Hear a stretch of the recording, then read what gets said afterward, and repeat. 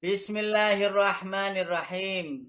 Assalamualaikum warahmatullahi wabarakatuh. Waalaikumsalam Waalaikumsalam warahmatullahi warahmatullahi wabarakatuh. wabarakatuh. Alhamdulillahirabbil alamin. Assalatu wassalamu ala asyrafil anbiya'i wal mursalin wa ala alihi wa ashabihi ajma'in. Rabbi shrah li sadri wa yassir li amri wahlul 'uqdatam min lisani yafqahu qawli. Raditu billahi robba wa bil islami dina wa bi Muhammadir rasula wa ba'du. Yang saya muliakan Bapak Ustadz Sukardi yang selalu memantau perjalanan ini sebagai penggerak ya dalam kajian pagi setiap pagi seperti ini. Lalu asatid al-kiram semuanya, asatid dah yang juga ikut meramaikan acara ngaji pagi hari ini. Lalu bapak-bapak, ibu-ibu yang tidak pernah putus asa untuk mencari rahmat Allah, masih diberoi Ustadz Mukhtar, diberoi Pak Tar pagi-pagi ngene wis berok-berok ngene iki. Ya dikon bolan baleni ngono iku ya wis gak pegel-pegel timbangan itu seneni malaikat tak seneni dhisik nang donya. Karena perkara yang apa ini namanya? Urgen, yang penting sekali untuk diperhatikan. Sekali lagi, berok-berok saya, berok-beroknya Budui, ayo, ayo, ayo, dan lain sebagainya itu tidak lain adalah sebagai bukti bahwa kita tidak mau ada di antara kita itu yang tidak bisa membaca Al-Quran atau belum lancar membaca Al-Quran. Sehingga kenapa demikian? Karena dengan begitu baru kita bisa kumpul nanti. Jadi selevel, seia sekata, sevisi semisi, ingin belajar terus dan belajar terus Al-Quran. Tentu hal itu patut kita syukuri bahwa ada yang meniteni mengoreksi dari apa yang kita baca. Dengan dikoreksi itu lalu kita menyadari bahwa oh sampai di sini saya bisanya, ya Allah ampuni saya dan seterusnya. Bersyukur kita punya teman-teman, punya ustadz-ustadz yang telaten untuk selalu rawuh di materi ngaji pagi. Lalu mudah-mudahan beliau-beliau Allah berikan kesehatan lahir batinnya. Tentu saja tidak ada yang tahu kapan kita kembali.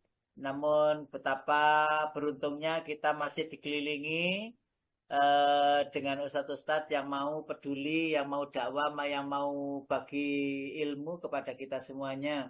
Lalu juga tidak kalah penting nikmat iman yang ada di hati ini jangan sampai luntur, jangan sampai hilang. Ya, karena itulah satu-satunya modal. Ya, kalau orang itu tidak punya modal ya susah. Ya, kalau mau dagang nggak punya modal ya susah. Ya, nggak punya uang ya susah. Modal itu bisa jadi uang, bisa jadi skill, kemampuan, ya, kepandaian ya. Jadi kalau ada modal itu justru modal itulah yang akan membuat diri kita itu ada dan bisa berkarya. Dan pasti orang senang. Juga modal ketika menghadap Allah, modalnya adalah iman. Jika tidak iman itu amal sebaik apapun, maka tetap tidak diterima. Karena modalnya harus iman dulu. Nah, baru wa amilus solihat. Ya, kalau sebaik-baik banyak orang yang mengatakan bahwa yang penting baik pada orang itu boleh terserah. Tetapi baik kebaikan itu modalnya itu adalah iman. Kalau iman itu baik, iman itu ada, maka seorang itu amalnya besar kecil semuanya diterima oleh Allah. Lah, iman yang ada ini harap kita jaga baik-baik dengan banyak atau kumpul-kumpul orang yang solih. Ya, paling mudah itu kumpul orang yang solih. Paling tidak ketularan kebaikan yang dilakukannya, walaupun ilmunya belum kita dapati. Tetapi ketika kita kumpul dengan orang-orang solih, orang-orang baik, ya insya Allah nanti nular kebaikannya dan akan menjadi terbawa oleh keadaan kita menjadi baik. Salawat dan salam semoga tercurah kepada junjungan kita Rasulullah, ya, makhluk terbaik yang Allah ciptakan untuk menjadi nabi kita, menjadi rasul kita, menjadi uswa kita, menjadi qudwah kita sampai akhir zaman. Dan tidak akan lekang dan terus akan digali dan digali akhlakul karimahnya, kebiasaan hariannya, sejarah mulai awal sampai akhir kehidupannya, dan seterusnya sampai kepada nanti kita gadang-gadang, kita tunggu-tunggu syafaatnya di hari akhirat nanti. Tentu saja hal itu kita mohon kepada Allah, dan sebagai bukti kita sudah sering mengatakan, mendoakan Allahumma fasalli wa sallim wa barik ala Muhammad wa ala ali Muhammad. Tentu hal itu penting bagi kita sebagai bentuk bahwa kita cinta kepada beliau. Dan tidak hilang cinta kita, dan tidak akan pernah hilang cinta kita. Bapak Ibu yang dirahmati Allah, pagi ini saya memberikan topik. Yang topik ini sebenarnya lama sudah saya sampaikan, tapi saya ulang di model lain. Ya, ayo buka ini dulu. Saya bukakan ini dulu. Saya bukakan ini dulu untuk kita ketahui. Baik. Bapak Ibu yang dirahmati Allah, ini sebagai pengantar tentang kesetiaan. Sebagai pengantar tentang kesetiaan. Ya. Ini ada al-wala wal bara, atau kesetiaan atau loyalitas, ya. Nah, yang pertama Bapak Ibu, kita tampilkan di sini tentang loyalitas itu. Al-wala wal bara itu adalah di di Al-Qur'an surat Al-Ahzab Pak Qadar, surat nomor 33 nggih. Ayatnya ayat 23. Mboten atau apa Bang ya? Al-Ahzab 33 ayat 23. Minal mu'minina rijalun sadaqu ma'ahadullaha alaih faminhum man qadha nahbahu wa minhum man yantadhir wa ma baddalu tabdila. Monggo.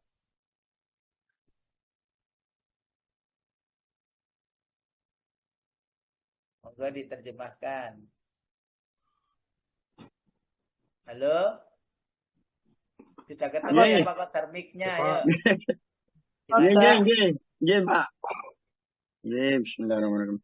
Di antara orang-orang mukmin itu ada orang-orang yang menepati apa yang telah mereka janjikan kepada Allah. Dan di antara mereka ada yang gugur. Dan di antara mereka ada pula yang menunggu-nunggu. Dan mereka sedikit pun tidak mengubah janjinya. Baik. Bun. Jadi wama badalu tabdila. Dan tidaklah mereka itu merubah janji-janjinya. Artinya apa? Mereka ketika sudah berjanji, maka setia sekali dengan janji itu. Ya, saya akan datang. Maka setia dengan janjinya itu akan datang. Iya, saya akan menemani.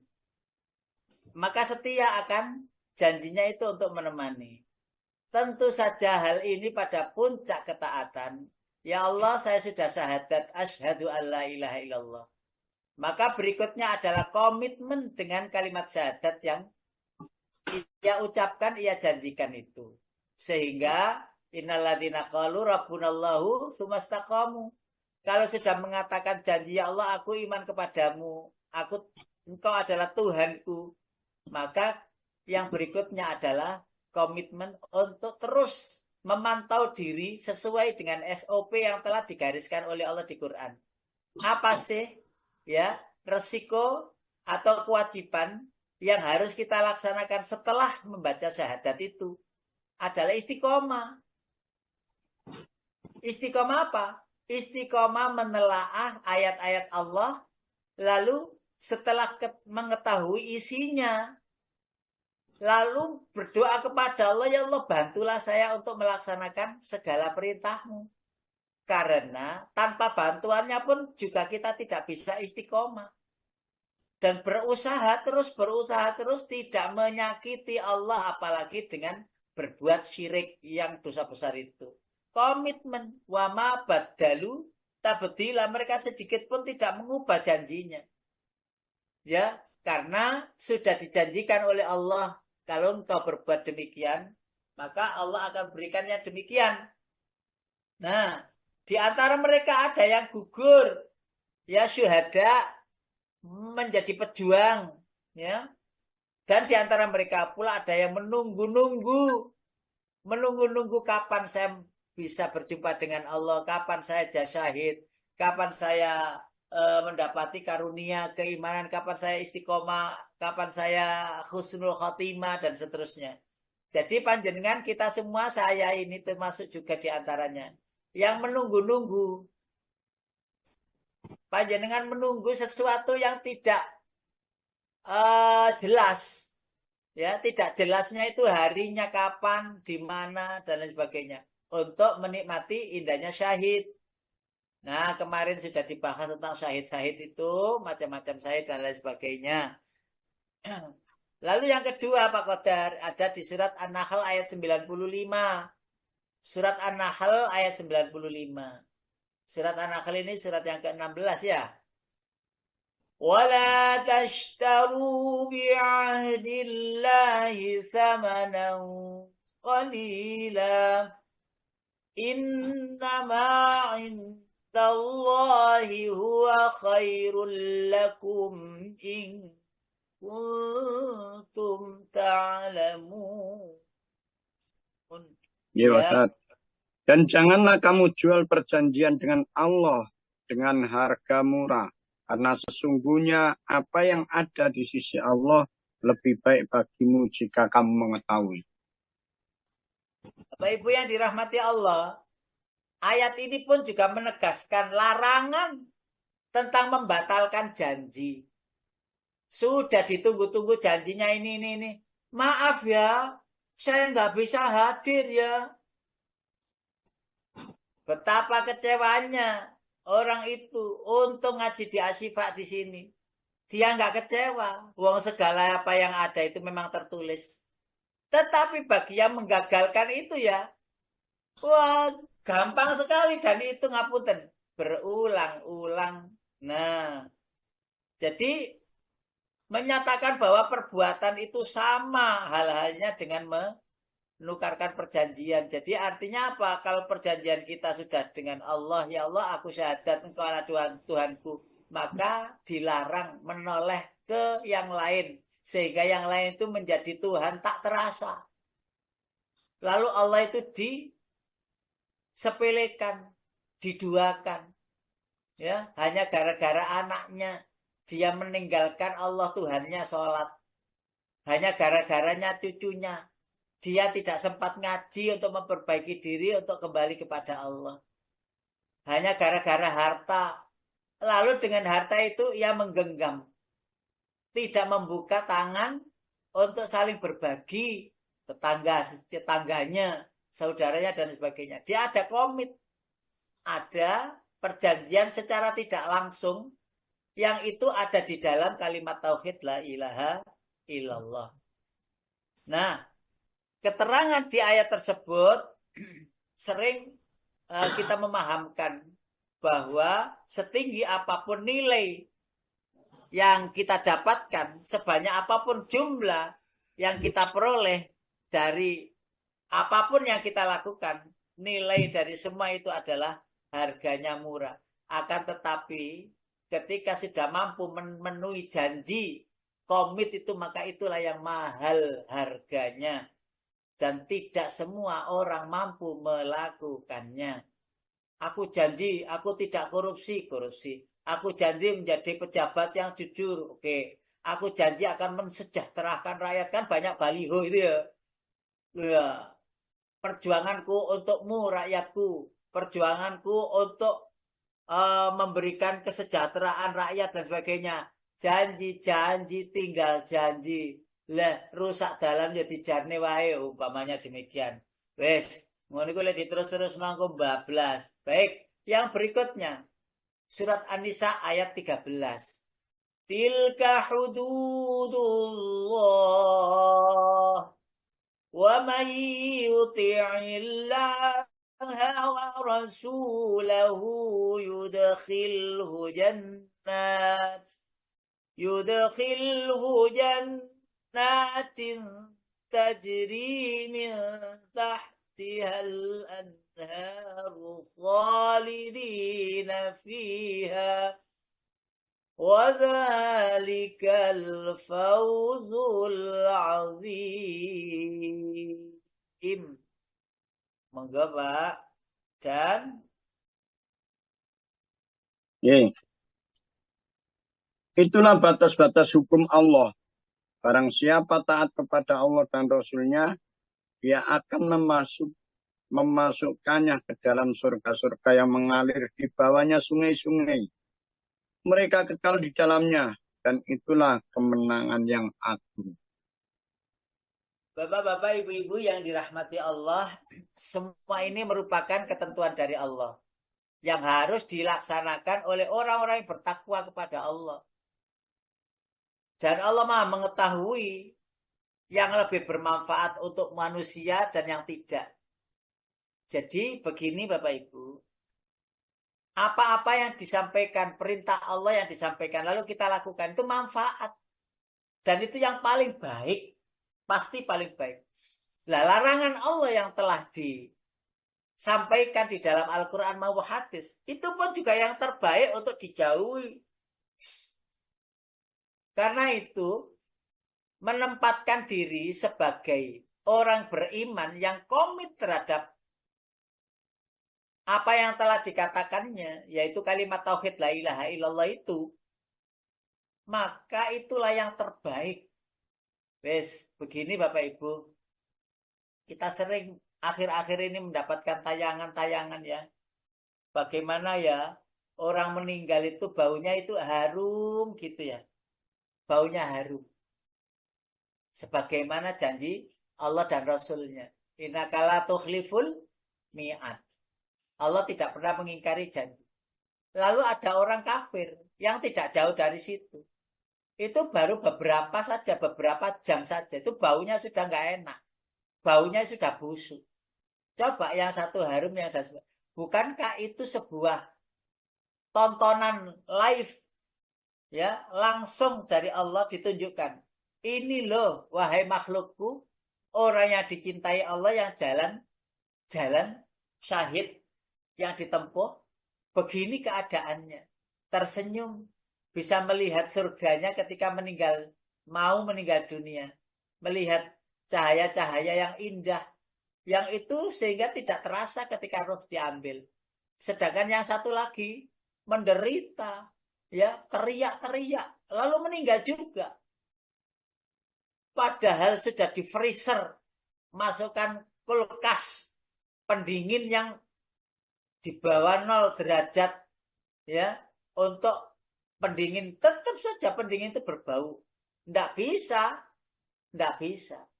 Untuk menghindari bau, bagi orang seperti hidupnya itu penuh dengan bau. Kemusyrikan, kemunafikan, kefasikan, kedzaliman, kekafirannya dibangga-banggakan. Nah, padahal Allah sudah uraikan, uraian demi uraian yang gampang dibaca. Gampang dipelajari, yaitu Al-Quran.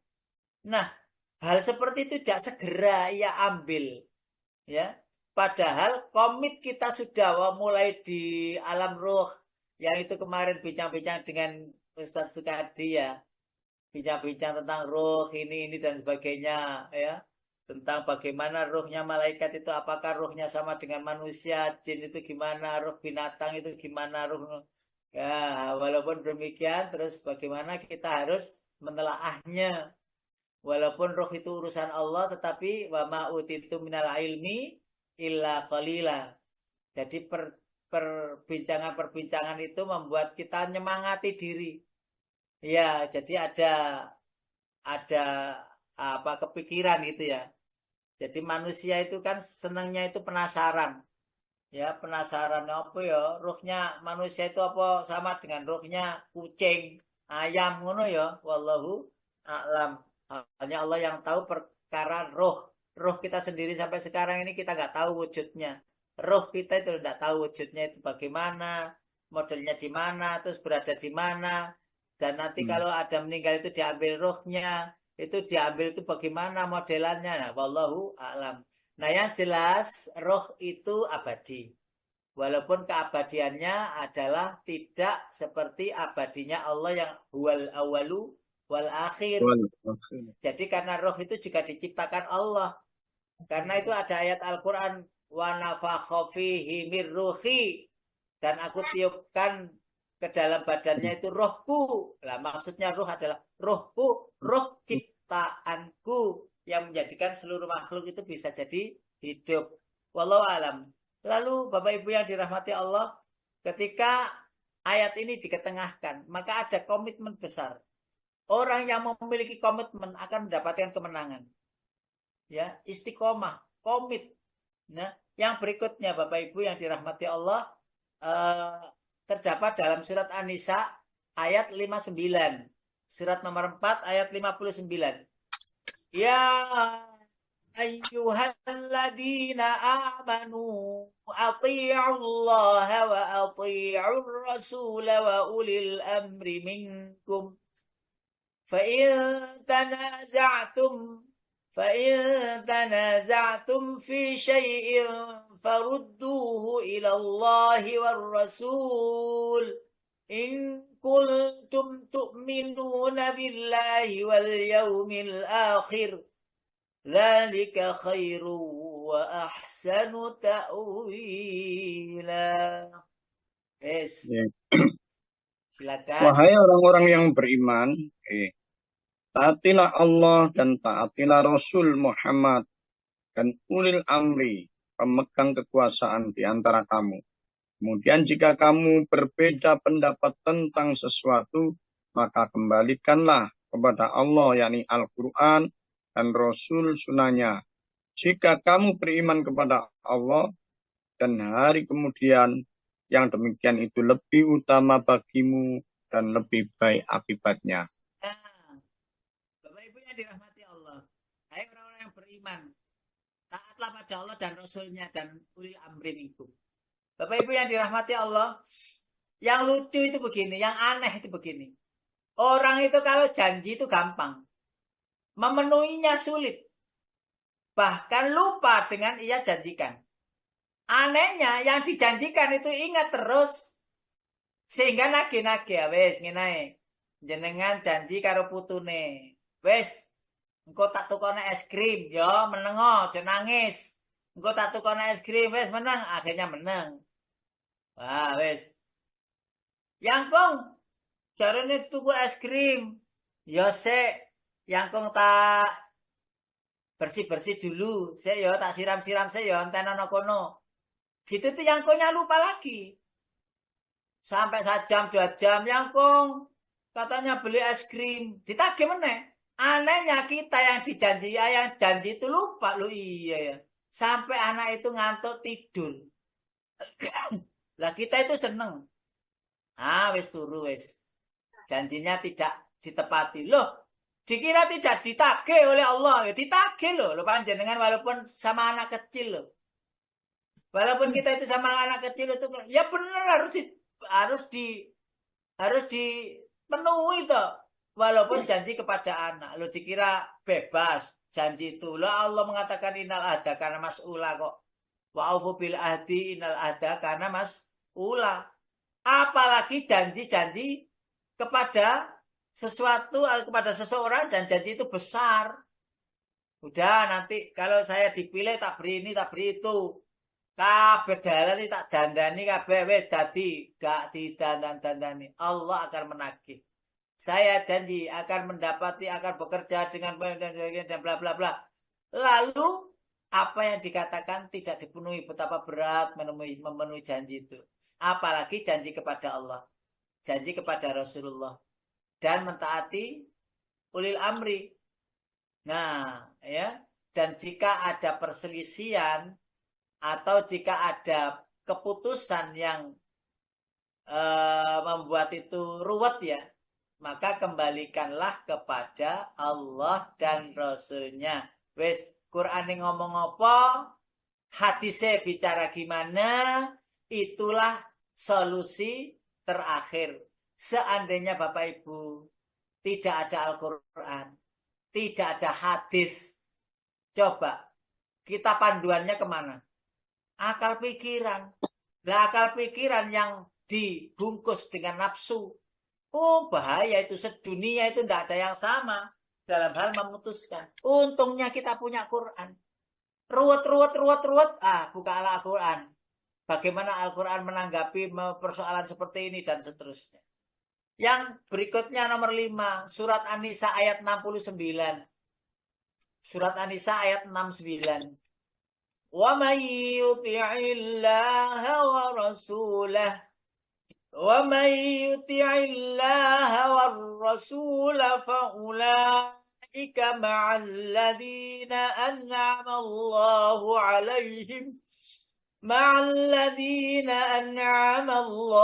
عَلَيْهِمْ مِنَ النَّبِيِّينَ وَالصِّدِّيقِينَ وَالشُّهَدَاءِ وَالصَّالِحِينَ وَحَسُنَ أُولَئِكَ رَفِيقًا. Ayo. Dan Silakan. barang siapa, Pak. Dan barang siapa menaati Allah dan Rasulnya, yakni Muhammad, maka mereka itu akan bersama-sama dengan orang yang diberikan nikmat oleh Allah, yaitu para nabi, para pecinta kebenaran, orang-orang yang mati syahid, dan orang-orang soleh. Mereka itulah teman yang sebaik-baiknya. Baik, itu inspirasi petunjuk dari Al-Quran. Sekarang itu tadi mukadimah. Sekarang inti materinya. Al-wala'u wal-bara'u. Al-wala' wal-bara'. Pertanyaannya kan begini. Mumpung panjenengan belum tanya sama saya. Tak tanya dulu, tak jawab-jawab sendiri. Tanya-tanya sendiri. Apa sih wala itu? Wala, kalau panjenengan pernah mendengar kata al-wala, ya dalam bahasa Arab tentunya. Itu artinya ada kata al-mahabbah, ada kata at-ta'ah. Apa mahabbah? Cinta. Apa at-ta'ah? Ketaatan. Sehingga al-wala itu arti lengkapnya itu adalah loyal. Panjenengan kalau sudah punya komunitas begini, komunitas Asyifa ya, loyal kepada Asyifa. Apa sih yang diberikan oleh Asyifa kepadaku, dan apa sih yang dapat aku dengarkan dari ilmu, dari informasi, dari apa saja. Apa sih yang aku dapatkan? Maka loyal. Terus pokoknya saya akan ikut memiliki Asyifa. Saya akan ajak keluarga, saudara, teman. Ayo gabung Asyifa. Kenapa? Merasa manfaatnya itu nampak pada diri kita. Masih ngaji dikon baleni ping 1000 jaran iku lho. Ngono iku yo. Meneh iku muncul meneh, dikongkon meneh yo ngono maneh. Salah ya padha. Ngono iku dikandani ngono iku balak-balik ngono iku ya salah ya padha maneh. Lho gitu itu loh. Karena loyalitas saya tidak putus asa untuk terus mencari rahmat Allah. Karena yang putus asa itu hanya orang-orang kafir saja. Komit. Di situ ada juga cinta. Jadi artinya apa? Semua anggota yang kita miliki di Asyifa ini 100 berapa itu. Kita senengi semuanya. Gak ada kok ngaji ku pedot-pedot sampai ustadz suarane banter ya, sampai leadere ya. MC niku sampai ya melok-melok brok-brok ngono ya. Ngono iku ya gak ada. Aduh, ibu iki, bapak iki. Karena aku gak itu waktu. Nggak usah begitu, nggak usah ngomel-ngomel sendiri. Bebek ne ono, bebek ne lo yo, saya gak ngarani. Saya nggak menuduh, tapi barangkali ada, berhentilah. Karena rasa cinta itulah yang lebih mendahului hadir daripada mencela-mencela. Walaupun di hati Allah tahu loh ya. Allah lihat loh ya. Hati-hati. Wis, wah ya dianggap lucu ae wong jenenge tambah sepuh iku balik kaya arek cilik maneh kok. Balik kaya arek cilik meneh. Nah, arek cilik kan gak ono mangkel meneh wis wawur. Lah wong sepuh kadang gondok, "Alah wis aku salah-salah ngene iki aku tak delik ae." Loh, jangan. Jangan. Itu namanya cinta. Cinta kepada apa? Al-Quran. Cinta kepada apa? Komit kepada Allah. Ya Allah, saya sudah beriman kepada kitab suci. Maka akan aku buktikan aku harus bisa membacanya dengan sebaik-baik bacaan. Sebaik-baik suara. Sebaik-baik bacaan. Sehingga apa? Nampak. Allah itu lihat. Wah, ini sungguh-sungguh. Mas, yo salah terus. Sungguh-sungguh yang dinilai, bukan hasilnya. You understand? Yes, I understand. Yes, yes. Terus yang ketiga, setia. Setia. Mulai dari yang kecil, setia kepada diri sendiri. Bahwa iman yang kita miliki ini harus kita buktikan dengan amal. Setia kepada kawanan, kelompok, setia kepada keluarga, istri ya gitu, setia kepada suami. Suami ya begitu, setia kepada istri. Orang tua ya begitu kepada anak. Jadi gak ada kok selintas-selintas rahasia-rahasiakan. Ya, I love you full. Nggak ada batas. Pokoknya kalau untukmu, aku rela berkorban. Sampai gitu. Untukmu, aku rela berkorban. Aku bilang kau asal berbuat baik. Asal ini adalah kehormatan, kebaikan, Islam, dan seterusnya, keimanan. Bela. Setia sekali. Jadi tidak ada rasa kalau sudah setia kan nggak ada mangkel. Loh ada suaminya kok rada aneh-aneh gitu. Ya nggak mangkel. Wahai suamiku, apakah ada sesuatu yang bisa saya bantu? Kok jenengan kok diam-diam duduk sendiri kok tersenyum-tersenyum? Wahai istriku, saya tuh tersenyum-tersenyum tuh ingat tadi pagi loh. Aku disalahnya Pak Mokhtar itu loh. Mau disalahnya sampai aku tuh. Ya apa ya, aku iki ngajine lho ngono. Dadi ngono ku mikir guyu-guyu dhewe bojone ya ketok ngono. Loh, ya apa sih? Yang ti sampean niku lha apa kok guyu-guyu dhewe? Iya, mau lho Fabi ayi alai rabbika matu kadiban lho tak angen-angen sampai saiki iki lho. Aku kok ya wis sering mote ku ya berarti salah ya bocahanku. Lah iya ya.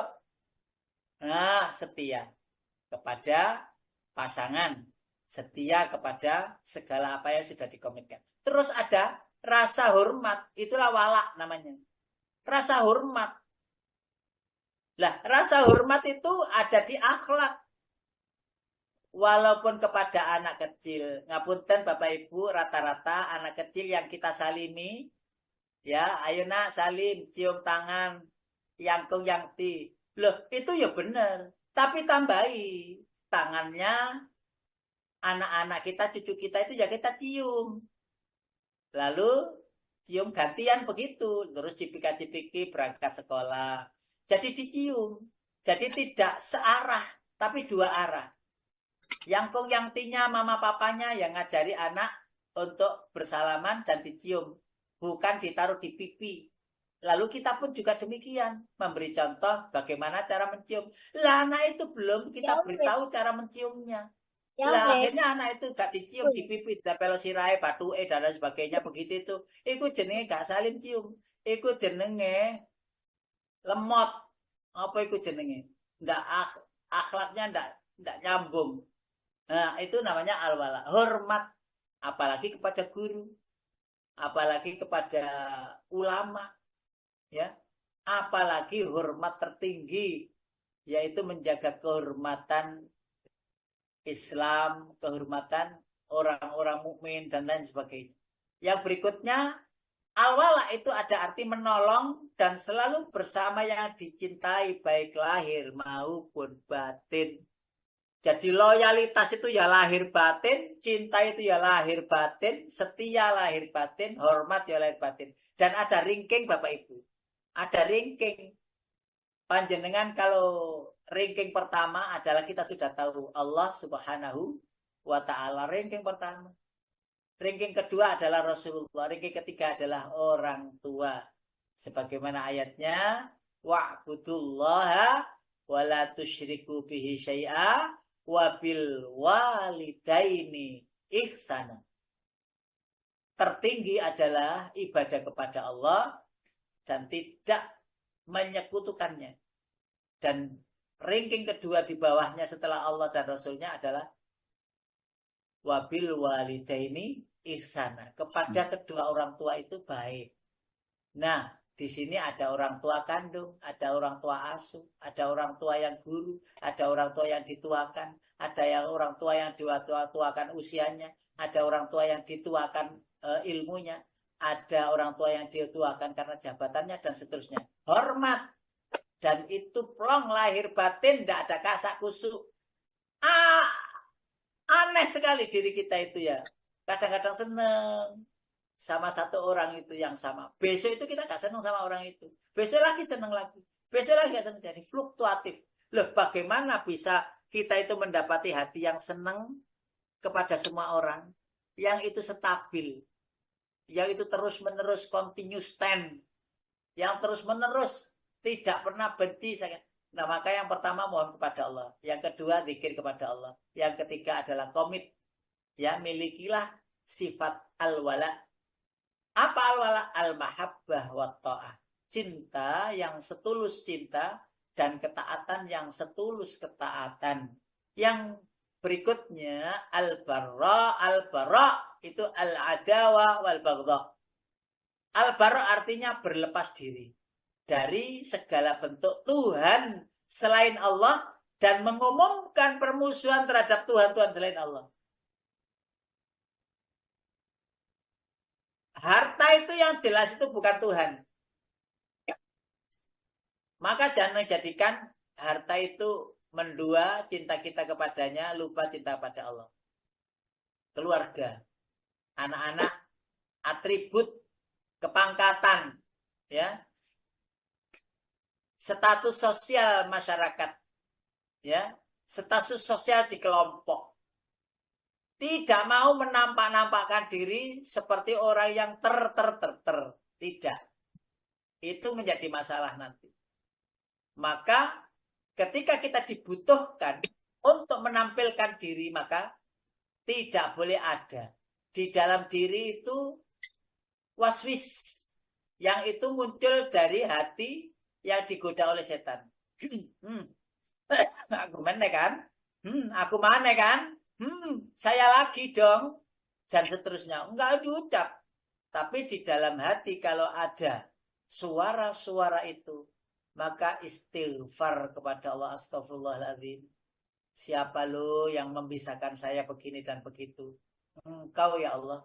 Maka janganlah engkau munculkan ujub di dalam hatiku. Ya Allah ampuni aku, ya Allah ampuni aku, dan seterusnya. Bapak Ibu yang dirahmati Allah. Ada beberapa hadis yang perlu saya sampaikan di sini. Sabda Rasulullah, iman itu ada 70 cabang. Yang penting dan yang utama adalah la ilaha illallah, yang tertinggi. Dan yang terendah adalah menyingkirkan duri dari jalan HR Muslim. Saya ulangi. Iman itu ada 70 cabang kata Rasulullah. Dan yang tertinggi itu adalah komit kita kepada Allah dengan mengucapkan la ilaha illallah. Tiada ilah, tiada Tuhan selain Allah.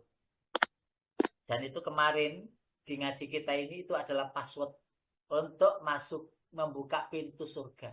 Passwordnya adalah la ilaha illallah. Sabda Rasulullah yang berikutnya yang perlu kita sampaikan di sini adalah Allah berfirman, ini hadisnya hadis qudsi ya.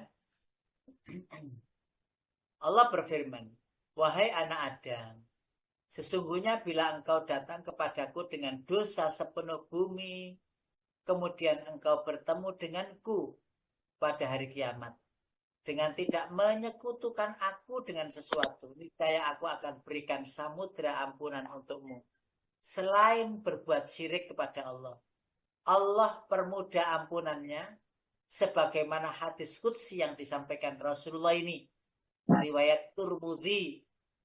Kalau dosanya itu dosa syirik, itu adalah masalah besar bagi Allah. Karena itu kita harus mengetahui sebenarnya. Mengetahui apa sih syirik itu. Apa sih di antara perbuatan-perbuatan yang masuk dikategorikan syirik. Dan itu sudah saya sampaikan. Kalau umpamanya jika diperlukan nanti kita ulang lagi. Wong pancene ngaji ku ya sok-sok lali. Begitu disampaikan, oh iya. Gue terus lali maneh. Wes kok disampaikan maneh, oh iya sih. Kok lali meneh. Wes ngono iku. Ora apa-apa tapi ngono iku. Ora apa-apa. Karena itu ayatnya berlaku watawasau bil haqi watawasau bisabrin. Nggak hilang ayat itu sampai sekarang. Masih diabadikan di Quran. Berarti masih ada yang berbuat demikian. Dan masih ada perintah untuk berbuat demikian. Allahu Akbar. Allah yang tahu. Bagaimana kita nanti sesudah ini. Kesudahannya Allah yang tahu. Yang berikutnya juga sabda Rasulullah. Allah berfirman begini. Ini hadis qudsi juga. Barang siapa menemuiku tidak menyekutukanku dengan sesuatu apapun, maka ia masuk surga. Jadi orang-orang yang beriman, ya, yang tidak menyekutukan Allah, berbuat syirik kepada Allah, dijamin oleh Allah masuk surga. Barang siapa menemuiku dan menyekutukanku dengan sesuatu, pasti ia masuk neraka. Pasti ia masuk neraka. Karena itu penting. Kalau kita meyakini pada Allah Tuhan, selain Allah tidak ada. Hanya Allah. Maka komit kita, perbuatan kita itu rigid. Mulai memilih pemimpin itu selektif. Mulai beribadah itu selektif. Ada contoh apa tidak. Mulai berbuat apa saja itu selektif. Kenapa kok harus selektif? Karena agama ini sudah sempurna. Tidak perlu harus ada renovasi. Tidak perlu ada tambahan-tambahan untuk menambah amal-amal ibadah yang tidak dituntunkan oleh Allah di dalam Al-Quran maupun hadis. Maka itu penting. Jangan sampai kita itu menyekutukannya. Loh ini ulama yang membantu ini baik.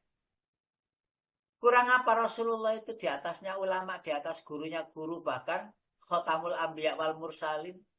Ya, Rasulullah mengatakan ABC, ya sudah. ABC itu sisanya.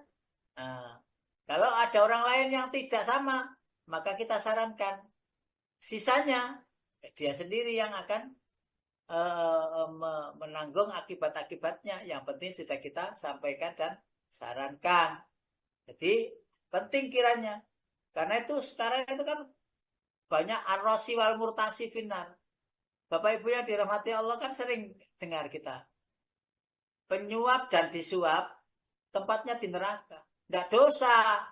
Penyuap dan disuap itu tidak dosa. Tapi masih neraka. Panjenengan tahu enggak bahwa penyuap dan disuap itu tidak dosa? Tidak ada hadisnya suap dan disuap penyuap. Hadisnya dosa tidak ada. Kalau dosa itu masih bisa minta ampun. Kalau dosa itu masih bisa taubat. Tapi di situ hadisnya ar-rasi wal murtasi finnar, langsung neraka, nggak pakai dosa gitu, nggak pakai. Lah gitu itu dibulet-bulet, wah ini enggak niatnya enggak, ini ucapan terima. Aduh kalau sudah gitu diolah-olah gitu. Sudah lah, Allah itu yang maha tahu. Kalau itu dilakukan ya gitu. Tak baleni meneh. Penyuap dan yang disuap itu sama-sama di neraka. Dan hadis itu tidak mengatakan penyuap dan disuap itu dosa. Tidak ada. Tidak ada. Kalau disebut penyuap dan disuap itu terus umpamanya besok, ya Allah ampuni saja. Nggak ada. Nggak ada itu dalilnya. Terus istighfar diampuni, enggak. Penyuap dan disuap, finnar langsung neraka. langsung neraka.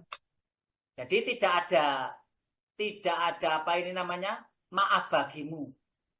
Untuk apa disuap? Untuk sesuatu jangka panjang yang itu bisa mendulang sesuatu keduniawian yang luar biasa.